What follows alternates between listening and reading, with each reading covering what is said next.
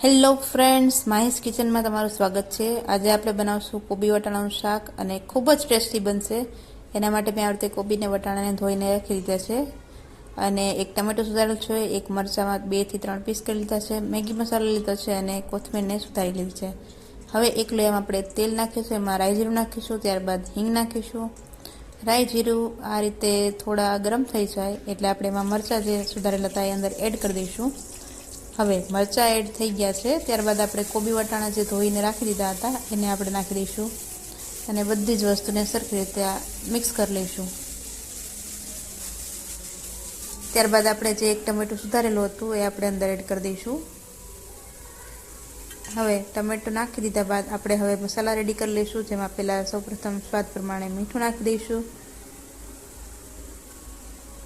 ત્યારબાદ આપણે થોડો હળદર પાવડર નાખી લઈશું અને હવે બધી વસ્તુને આપણે સરખી રીતે મિક્સ કરી લઈશું। આ રીતે મિક્સ કરી લેવાનું છે અને ઢાંકી દેવાનું છે। 5 થી 7 મિનિટ પછી આપણે એને પાછું એકવાર ખોલી લઈશું અને ત્યારબાદ ફરીથી આપણે ધાણા જીરું નાખી દઈશું અને મરચું પાવડર એડ કરી દઈશું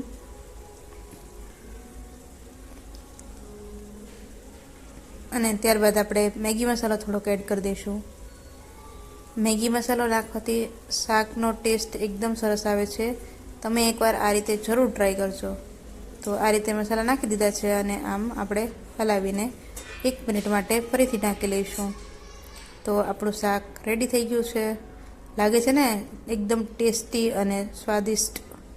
તમે આ રીતે જરૂરથી ટ્રાય કરજો અને મને કમેન્ટમાં જણાવજો કે શાક કેવું બન્યું। Thank you for watching. Thank you.